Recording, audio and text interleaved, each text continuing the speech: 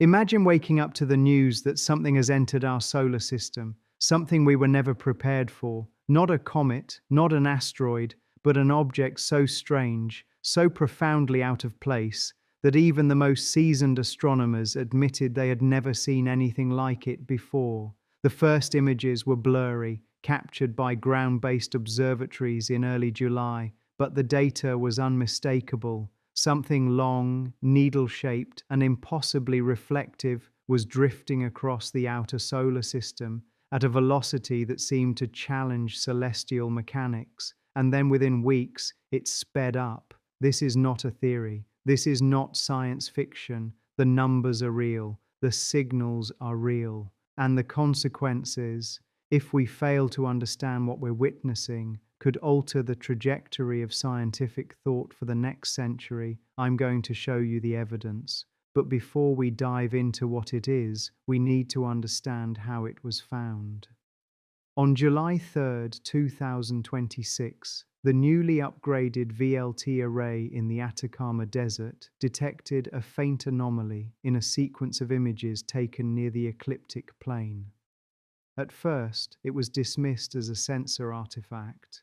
Hundreds of false positives appear every night, but the next morning, when the automated correction pipeline reanalyzed the frames, the anomaly appeared again, this time slightly displaced.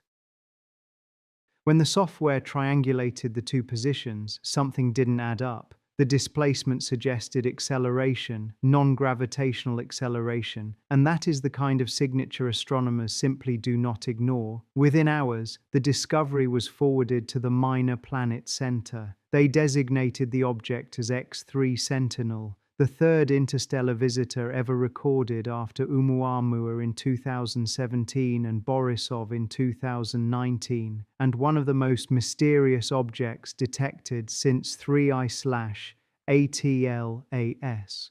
But this time, the story didn't begin with a mass loss anomaly or a strange spectral signature. It began with silence. The first spectroscopic readings showed nothing. No typical cometary volatiles, no dust profile, no infrared glow indicating thermal emissions. The object appeared inert, like a fragment of something metallic, hundreds of meters long, and yet somehow it accelerated. By mid-August, the James Webb Space Telescope was redirected to observe it. The images that came back stunned the scientific community. X3 Sentinel displayed a reflectivity pattern that didn't match any known natural material. Instead of diffusing sunlight, it redirected it in sharp angular reflections, as if the surface were composed of flat geometric facets. Even stranger, the brightness fluctuated at precise intervals, exactly 4.7 seconds apart. Telescopes around the world reported the same rhythmic modulation. Some suggested it could be a tumbling effect. Others proposed it was a rotating, elongated body reflecting sunlight as it spun. But the timing was too consistent, too stable. Natural bodies wobble, they slow down, they drift. X3 Sentinel did not. It remained locked in a perfect cycle, stable enough to be measured to the microsecond. Then came the second anomaly, the thermal paradox. Webb recorded a temperature drop on the object's surface from minus 140 degrees Celsius to minus 212 degrees Celsius in less than 6 minutes. That kind of temperature plunge requires energy, active energy being moved or redirected internally. Nature rarely produces such controlled, rapid cooling, and absolutely nothing in the vacuum of space would cause a sudden temperature collapse of that magnitude, unless the object itself was doing it. Scientists scrambled to explain it. A highly reflective albedo, a rapid shift in orientation, a patch of shadow moving across its surface. Each theory collapsed as soon as new data arrived. Even after cooling, the object did not warm back up. It stayed frozen like something turning off its own heat signature intentionally. And then on August 24th, X3 Sentinel made a maneuver, not a drift, not a wobble, a maneuver.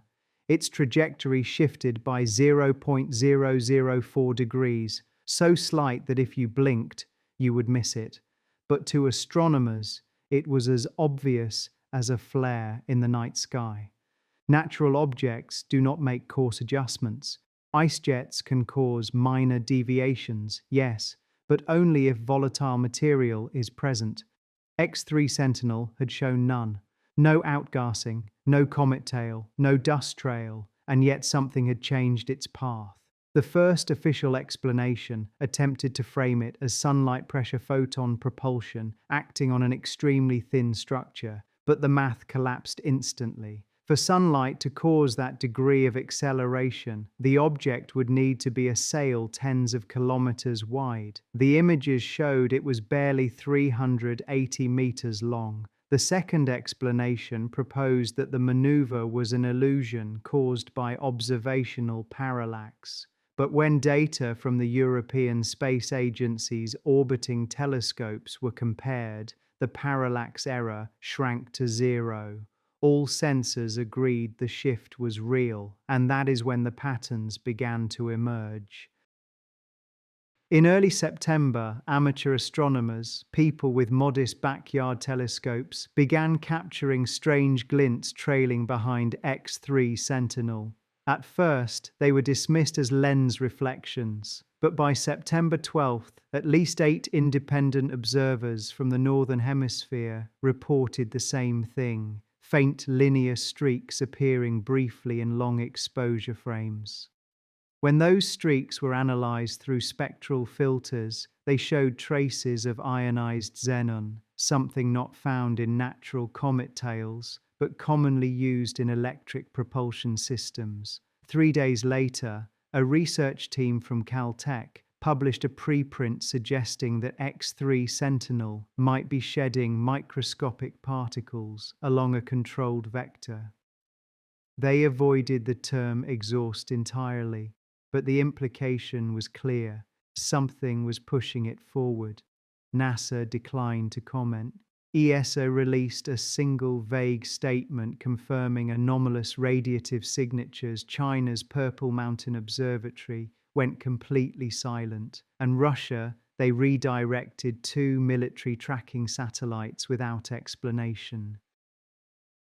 By late September, the story had outgrown the scientific community. Media outlets began calling X3 Sentinel the silent needle, the frozen messenger, and the impossible visitor. But what shocked the public most was the release of Webb's high-resolution imagery, showing the object in astonishing clarity. Instead of resembling a rock or an ice fragment, it looked designed, symmetrical, angled, aerodynamic, no jagged edges, no chaotic texture, just a smooth, continuous geometry that defied natural formation.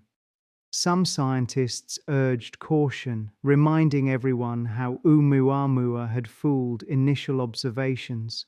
Others pointed out that nature can produce highly unusual shapes, but the object's consistent acceleration, its sudden temperature plunge, its rhythmic brightness cycle, and the xenon ion signatures formed a pattern that logic could not simply dismiss. And then something happened that no one could explain. On October 1st, X3 Sentinel emitted a burst of ultraviolet light. Brief, sharp, and perfectly monochromatic, it lasted only 0.8 seconds, yet every telescope pointed at it recorded the event simultaneously. Natural comets emit UV radiation, but never at such precision, never at a single wavelength, never in a pulse. The pulse repeated 19 hours later and then again each time it pointed directly toward the sun, as if transmitting something or responding to something. Scientists are still arguing about what it means, but the timing, the wavelength, and the directional focus are unlike any phenomenon we've ever recorded from an interstellar object. And that brings us to the final piece of evidence, the one that turned a scientific mystery into a global debate. 2 days after the third UV pulse, for the first time ever, X3 Sentinel changed color. Its surface began emitting a faint blue-white fluorescence. Ionized metals activated by an energy source we cannot identify. The signature included traces of hafnium, vanadium, and ruthenium, rare elements almost never found in bulk form in space. Not naturally, not evenly, not in structured layers, but there they were. The object was changing or awakening, or revealing something it had concealed until now, and this is only the beginning. By the time October reached its second week, every major observatory on Earth had pointed its instruments toward X3 Sentinel. The object was no longer just a curiosity on the fringes of the solar system. It was becoming the most aggressively monitored interstellar visitor in human history. Yet for all the attention, the mystery was only deepening. If anything, the new data raised far more questions than answers, pushing astronomers, physicists, and governments into an uneasy territory where science and speculation converged. The first major shift came on the night of October 11th when ground-based telescopes in Chile, Spain, and Hawaii reported something unprecedented. X3 Sentinel had developed an anti-tail. A comet's tail always points away from the sun, pushed outward by solar wind. But the anti-tail pointed directly toward the sun, its bright streak cutting through space like a laser-guided beam. At first, the scientific community scrambled to offer natural explanations, dust sheet illusions, viewing angle artifacts, rare gravitational focusing, but those excuses evaporated almost immediately when spectroscopy revealed concentrated metal ions inside the anti-tail. Ions aligned in a perfectly straight column extending more than 1.2 million kilometers. Natural comets scatter dust chaotically. They do not form rigid, symmetrical ion columns with fixed directionality. Something was creating an organized stream, something that behaves suspiciously like a controlled jet. Then the second shock hit. On October 13th, European astrophotographers captured high-resolution images of the object's light output. When they stacked the frames and amplified the signal, a geometric pattern emerged, 7 distinct light jets arranged in a symmetric formation around the object's rear hemisphere. They pulsed faintly, just enough to be measured, but not bright enough to be visible to the naked eye. 7 jets pulsing in 3-second intervals, all firing in perfectly coordinated alignment. The media exploded. Most scientists urged caution, insisting that symmetric jet formation can happen naturally under very rare circumstances. But the data didn't support that optimism. For a natural object to create 7 jets of equal brightness, duration, and frequency, the internal structure of the body would need to be extraordinarily uniform, something almost impossible given the chaotic nature of interstellar debris. But the real trouble began when the jets suddenly changed direction. At 3:14 UTC on October 15th, the object began rotating slowly at first, then accelerating until its orientation stabilized at a new alignment, aiming its anti-tail and 3 of its brighter jets toward a single point on the ecliptic. When that point was calculated, scientists realized something disturbing. It was aiming at a future intersection point with Earth's orbit. NASA insisted it was a coincidence. ESA declined to comment. China issued a statement blaming Western exaggeration. Russia released nothing at all, but the timing was too perfect to ignore. The jets fired periodically for the next 6 hours, each pulse adjusting X3 Sentinel's trajectory by micro degrees. Small changes, yes, almost imperceptible, but enough that over the coming weeks, the cumulative effect could bring the object as close as 1 astronomical unit to Earth. Not close enough to collide, but close enough to observe us clearly and close enough for us to observe it. Hidden in all the geopolitical noise, something far stranger unfolded, a repeating radio-like modulation detected by three separate radar facilities. At first, the signal seemed random, but when the waveform was filtered and stretched, a structure emerged, a periodic rise and fall at intervals matching the object's brightness fluctuations. It was repeating, echoing back, not transmitting, but responding. The signal bounced when Earth-based radars pinged it. It returned a reflection that wasn't just a passive echo. It came back altered, modified, imprinted with a signature like an acoustic chamber that deliberately reshaped sound waves.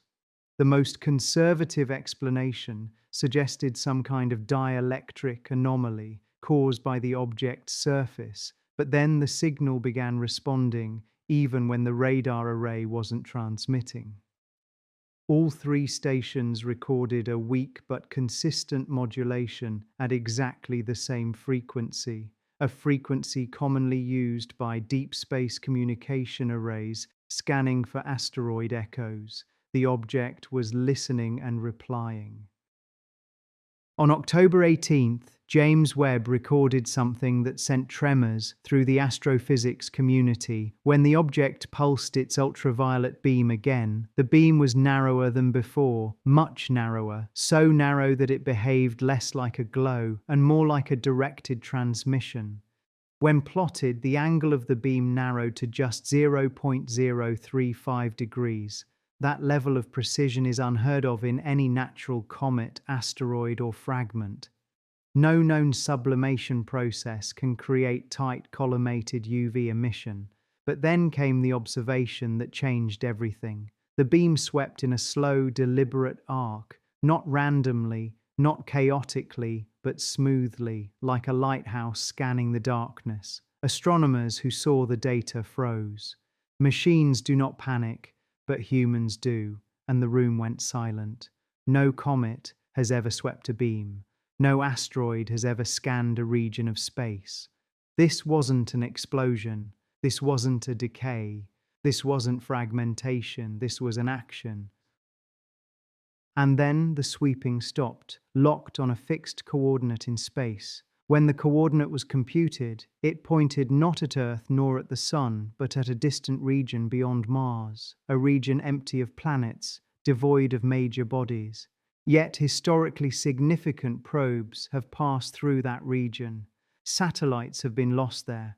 Weak anomalies in cosmic background radiation have been recorded there for decades, but nothing significant enough to explain why an interstellar object would target it. That's when the color shift intensified. The pale fluorescence became a deeper blue, glowing like ionized metallic plasma. Webb's infrared sensors detected rising structural heat, internal heat, flowing across the object's surface in patterned ripples.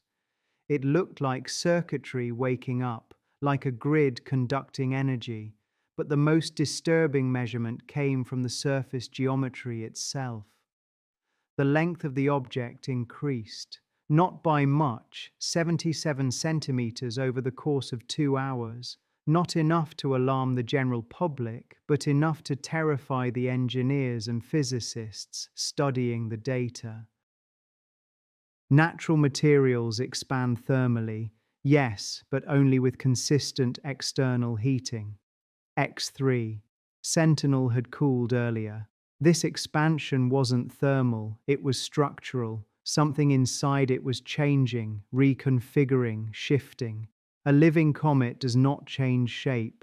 A rock does not adjust its structure. Ice does not spontaneously expand in controlled millimeter increments, timed with ultraviolet pulses and jet realignments. Something was orchestrating it. On October 21st, the world received the clearest image yet. A composite taken by 7 observatories revealed faint seams, linear grooves running across the hull. They were evenly spaced, precise and sharp. Not cracks, not fractures, seams, panels, segments, like the surface of something designed to open.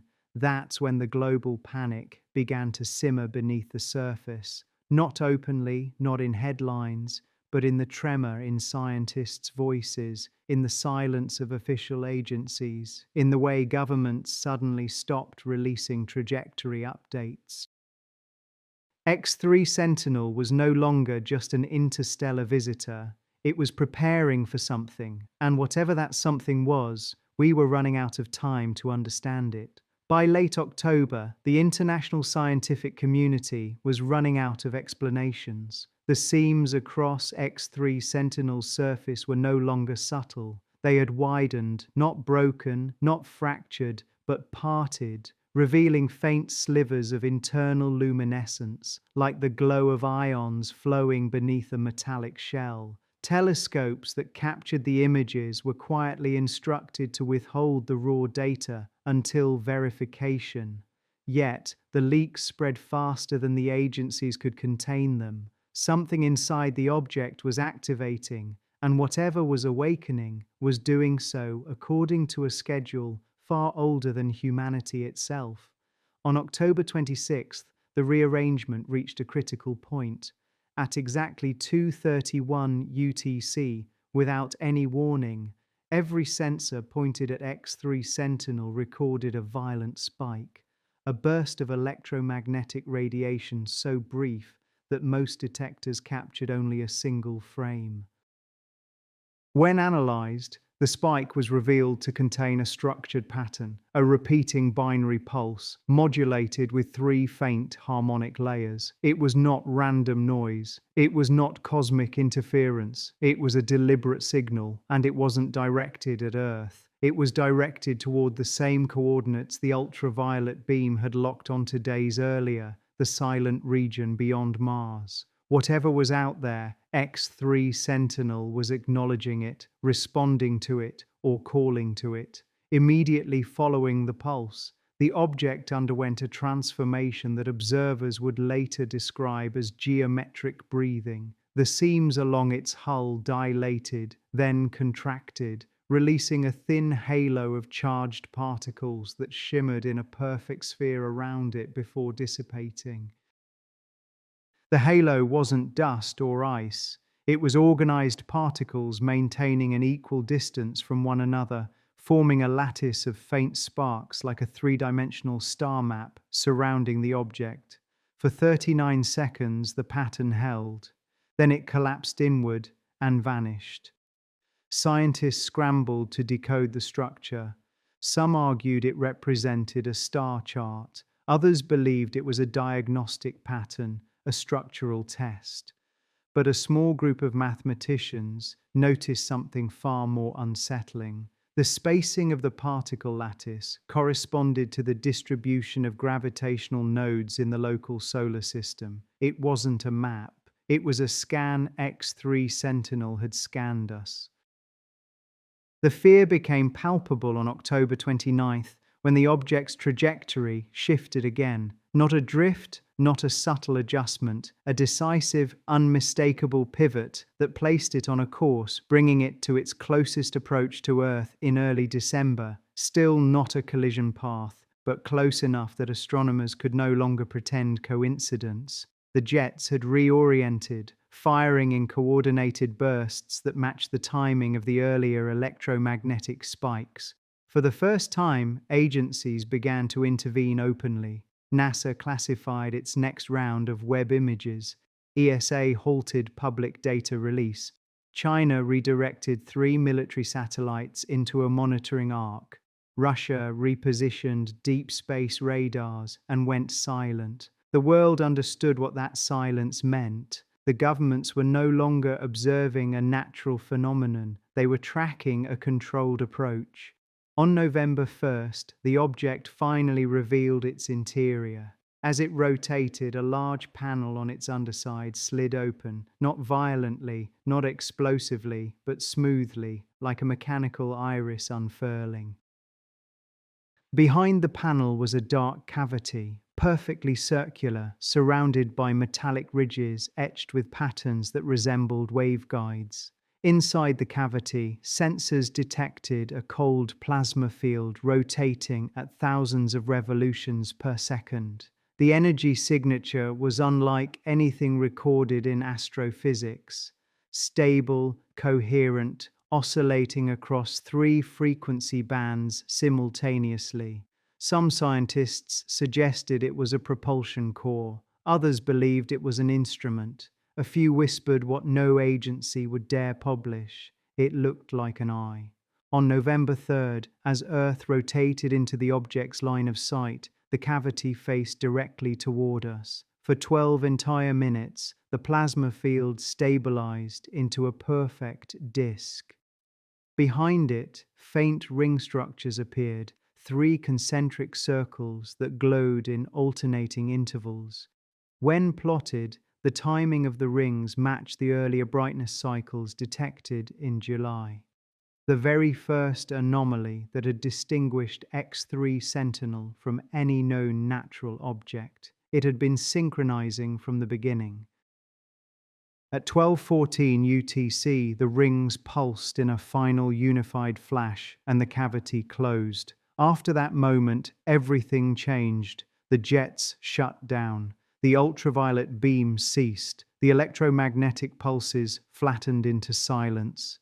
X3 Sentinel went completely inert. No acceleration, no temperature fluctuations, no signals. It drifted on a fixed trajectory as if entering a dormant state, conserving energy for something yet to come. But something else happened that no one expected. A second anomaly appeared. Weak at first, almost invisible, but unmistakable. An object smaller and fainter trailing behind X3 Sentinel by several thousand kilometers. When telescopes enhanced the images, the truth became undeniable. The trailing anomaly was accelerating independently, adjusting its vector in microbursts, following the exact path X3 Sentinel had carved across the solar system. It wasn't debris, it wasn't fragmentation, it was a companion.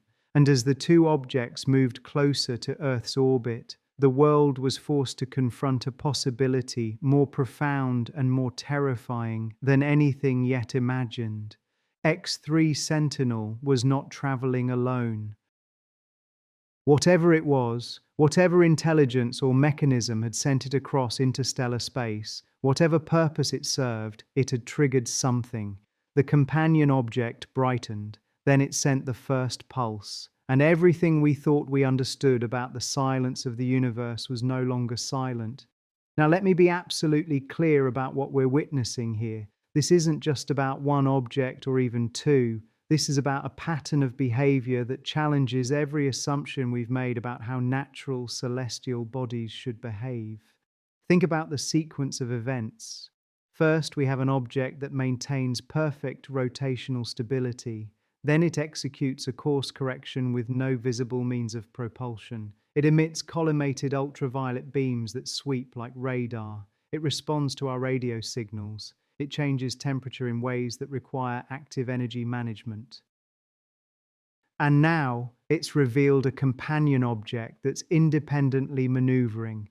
Each of these observations taken individually might have a natural explanation, but together they form a pattern that's statistically improbable to the point of impossibility. Let me walk you through the physics of what would be required for this to be entirely natural. For the temperature drop we observed, you'd need a mechanism that can rapidly redistribute heat across the object's surface or eject it into space. Natural sublimation doesn't work that way. When ice sublimates, it actually cools the surface gradually, not in a sudden 6-minute plunge of 72 degrees. For the course correction, you'd need asymmetric outgassing powerful enough to change the trajectory, but somehow invisible to our instruments. We saw no dust, no gas, no thermal signature of active venting, yet the object moved. For the UV pulses, you'd need a natural process that can generate monochromatic ultraviolet light at a single wavelength with microsecond precision and then sweep it in a controlled arc.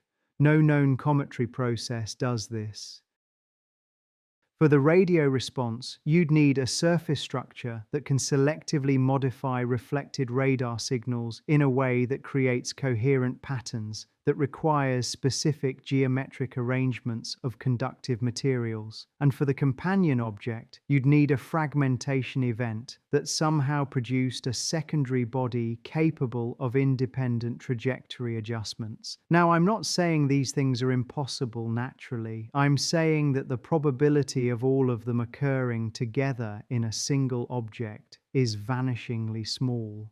When you're doing science, you follow a principle called Occam's razor. The simplest explanation that fits all the observations is usually correct. But here's the problem.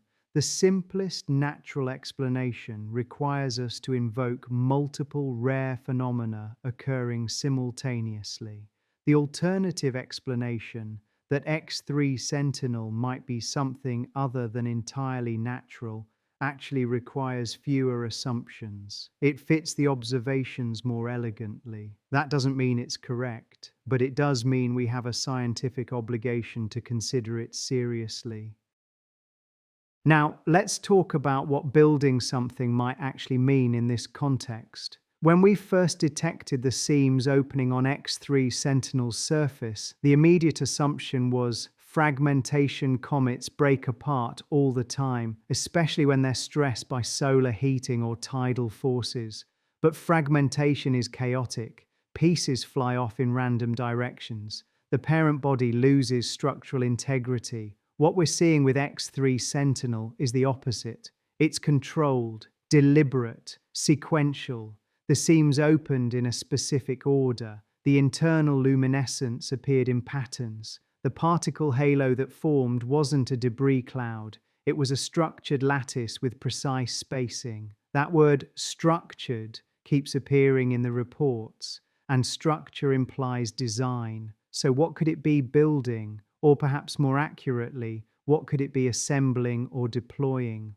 One hypothesis that's been circulating among the more speculative researchers is that X3 Sentinel might be a form of von Neumann probe, a self-replicating spacecraft that travels between star systems, gathering resources and information. The concept was first proposed by mathematician John von Neumann in the 1940s. The idea is simple but profound. If you want to explore the galaxy but can't travel faster than light, you send out probes that can replicate themselves using materials they find along the way. Each probe explores a region of space, then builds copies of itself and sends them to new star systems. Over millions of years, even traveling at modest speeds, such probes could explore the entire galaxy. Now, I'm not claiming X3 Sentinel is a von Neumann probe, but the behavior we're observing, the companion object, the structural changes, the apparent resource gathering or scanning, these are consistent with what we might expect from such a system. Another possibility is that it's deploying instruments. The cavity that opened on November 1st, the one that looked like an eye, might actually be a sensor array. The companion object might be a deployed satellite or relay. If you were designing an interstellar mission, you wouldn't put all your instruments on a single platform. You'd deploy multiple smaller units that could observe from different angles, collect different types of data, or communicate across larger distances.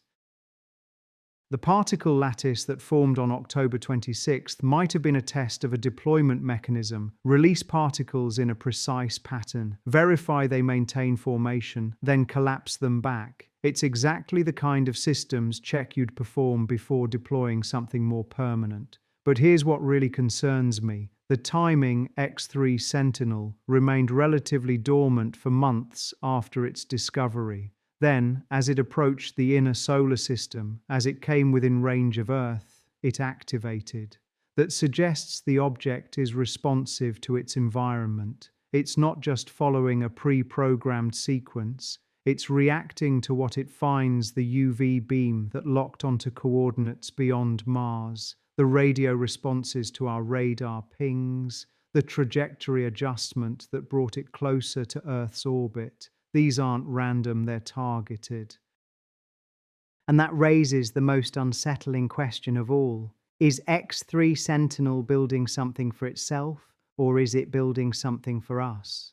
Let me explain what I mean by that. If this object is indeed some form of probe or automated system, its purpose might be to establish infrastructure, not for its own civilization, which might be long gone, but for whoever it encounters. Imagine you're sending a message to the future, to civilizations you'll never meet. You can't predict what language they'll speak or what technology they'll have. So instead of sending information, you send a construction system, something that can build a communication relay, a data repository, or even a gateway. The companion object, the structural changes, the particle deployments, these could all be stages in assembling something larger, something that will remain in our solar system long after X3 Sentinel itself has moved on. And if that's true, then we're not just witnessing a visitor, we're witnessing the beginning of first contact. Now, I know what you're thinking. This sounds like science fiction, and you're right to be skeptical. Extraordinary claims require extraordinary evidence, but here's the thing. We have extraordinary evidence. We have an object that's behaving in ways that challenge natural explanations. We have multiple independent observations from different instruments and different countries, all confirming the same anomalies. What we don't have is a conventional explanation that fits all the data. And in science, when your observations don't match your theories, you don't ignore the observations, you revise your theories. So let's talk about what happens next. Because regardless of whether X3 Sentinel is natural or artificial, the implications for humanity are profound. If it's natural, then we're learning that interstellar objects can be far more complex and active than we ever imagined. That has implications for planetary defense, for understanding the distribution of materials in the galaxy, and for assessing the potential for panspermia, the idea that life's building blocks might be distributed between star systems by objects like this. But if it's artificial, if it's even partially technological, then everything changes. It would mean we're not alone. It would mean interstellar travel is possible. It would mean that somewhere, sometime, another civilization reached a level of technology advanced enough to send emissaries across the vast distances between stars, and it would mean that we're being observed, studied, perhaps even contacted right now. The governments of the world are clearly taking this seriously. The classified web images, the redirected military satellites, the sudden silence from multiple space agencies. These aren't the actions of organizations dealing with a routine astronomical observation. They're the actions of governments preparing for a paradigm shift. But here's what frustrates me as a scientist. The data should be public. This isn't a matter of national security. This is a matter of human knowledge. If we're witnessing something truly extraordinary, then all of humanity has a right to know. The secrecy, the classification, the controlled release of information. These things don't protect us, they isolate us. They prevent the global scientific community from collaborating on what might be the most important discovery in human history. We need transparency, we need open data, we need every telescope, every radar array, every analytical tool we have pointed at X3 Sentinel and its companion, because time is running out. The object is approaching its closest point to Earth in early December. After that, it will begin its journey back out of the solar system, and once it's gone forever. We have one chance to understand what this is, one chance to gather the data we need, one chance to potentially make contact if that's even possible, and we're wasting it on bureaucracy and secrecy. So here's what needs to happen. First, all classified data on X3 Sentinel needs to be released to the scientific community immediately. Not summaries, not sanitized reports, but raw data images, spectra, trajectory calculations, everything. Second, we need to coordinate a global observation campaign. Every major observatory, every space telescope, every radar facility should be contributing data to a central repository that's accessible to researchers worldwide. Third, we need to prepare for multiple scenarios. If this is natural, we need to understand the mechanisms involved so we can better predict and study future interstellar visitors. If it's artificial, we need protocols for how to respond, how to attempt communication, and how to assess potential risks. And fourth, we need to have an honest conversation with the public, not panic-inducing speculation, but clear, factual communication about what we know, what we don't know, and what we're doing to find out. The worst thing we can do right now is nothing. The second worst thing is to pretend this is business as usual. Because it's not. X3 Sentinel has already changed the game. The question is whether we're going to rise to meet that challenge or whether we're going to let fear and bureaucracy paralyze us. Now, let's talk about the companion object, because this is where things get truly fascinating. When it first appeared on October 29th, it was barely visible, a faint smudge trailing several thousand kilometers behind X3 Sentinel. Most observers initially dismissed it as a fragment, a piece that had broken off during the structural changes we'd been witnessing, but then it started moving independently. On November 5th, the companion object executed its own trajectory adjustment, small, precise, perfectly timed to maintain a specific distance from X3 Sentinel. That's not how fragments behave. Fragments drift, they tumble, they follow ballistic trajectories determined by the force that ejected them. This object was maneuvering. By November 10th, its brightness had increased by a factor of 3, not because it was getting closer to us, but because it was actively emitting light. Spectroscopic analysis showed the same blue-white fluorescence we'd seen on X3 Sentinel, the signature of ionized metals being energized by an unknown power source. And then, on November 12th, it sent its first pulse. A brief electromagnetic burst lasting only 0.3 seconds, but powerful enough to be detected by radio telescopes across 3 continents. The frequency was different from X3 Sentinel's earlier transmissions, but the structure was similar. A binary pattern with harmonic modulation.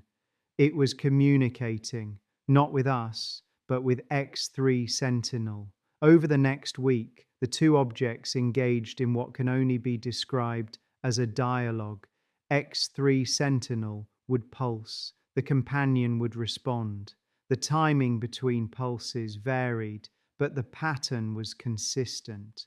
Call and response, question and answer. And with each exchange, the companion object grew brighter and more active. By November 20th, it had deployed its own particle halo, smaller than X3 Sentinels but equally structured. And by November 25th, telescopes detected faint jets emerging from its surface, miniature versions of the 7 jets we'd seen on the primary object. It's not just a companion. It's a replica, a smaller version of X3 Sentinel, possibly built or assembled from materials the primary object carried with it. This is the building that the title of this video refers to. X3 Sentinel isn't just passing through our solar system, it's constructing something, creating a secondary presence that will remain even after the primary object leaves. And that raises the most profound question of all. Why? If this is a natural process, some kind of exotic cometary fragmentation we've never seen before, then we need to completely rewrite our understanding of how interstellar objects behave. But if it's artificial, if this is a deliberate construction, then we need to understand the purpose. Is the companion object a relay station, a monitoring platform, a seed for something larger? Some researchers have speculated that we might be witnessing the first stage of a much larger deployment, that the companion object might itself begin building additional units, creating a network of sensors or instruments throughout the inner solar system. It sounds far-fetched, but consider this. If you wanted to study a planetary system in detail, you wouldn't do it from a single vantage point. You'd want multiple observation platforms distributed throughout the system, each gathering different types of data. The companion object is positioned in a different orbital plane than X3 Sentinel. It has a different velocity vector. It's observing our solar system from a different angle. That's not random, that's strategic. And if there's one companion, there might be more smaller objects that we haven't detected yet because they're not actively emitting light or because they're positioned in regions we're not monitoring closely. The particle halos that both objects have deployed might not be diagnostic tests. They might be the early stages of a construction process. Release particles, verify they can maintain formation, then use them as building blocks for larger structures. We might be watching the assembly of something that will fundamentally change our solar system's architecture. Now, I want to address the elephant in the room. The question everyone's asking, but few scientists are willing to discuss openly. If X3 Sentinel is artificial, who built it? The object's trajectory suggests it came from the direction of the galactic center, from a region of space containing some of the oldest stars in the Milky Way stars that formed 10, 11, even 12 billion years ago. If a civilization arose around one of those ancient stars, they would have had billions of years to develop technology far beyond anything we can currently imagine. They might have sent out probes like X3 Sentinel millions or even billions of years ago. The civilization that built it might not even exist anymore. Their star might have died, their planets might be cold and lifeless, but their probes would still be out there, carrying out their mission, exploring the galaxy long after their creators are gone. That's both humbling and terrifying. Humbling because it reminds us how young we are as a technological species. Terrifying because it suggests that even advanced civilizations might not survive indefinitely. But there's another possibility, one that's even more unsettling. What if X3 Sentinel isn't from a distant ancient civilization? What if it's from us, not from our present, but from our future? A probe sent back through time or across dimensions, studying the solar system as it was in the early 21st century. I know that sounds like pure speculation, but consider this. The object's behavior suggests it has detailed knowledge of our solar system's structure. It targeted specific coordinates. It adjusted its trajectory to approach Earth. It responded to our radio signals. How would an alien probe from another star system know where to look? How would it know which frequencies we use for communication? Unless it was designed by beings who already knew, beings who had studied us before, or beings who are us, just from a different time. I'm not saying this is the answer. I'm saying we need to consider all possibilities, no matter how unconventional they seem, because the truth is, we don't know. We're operating in a realm of complete uncertainty, trying to interpret observations that don't fit any of our existing frameworks. And that's okay. That's how science advances, by confronting the unknown and being willing to revise our understanding when the evidence demands it. So where does this leave us? What should we do as X3 Sentinel and its companion approach their closest point to Earth? First, we observe. We gather every piece of data we can. We document everything, because this might be a once-in-a-lifetime, once-in-a-civilization event. Second, we analyze.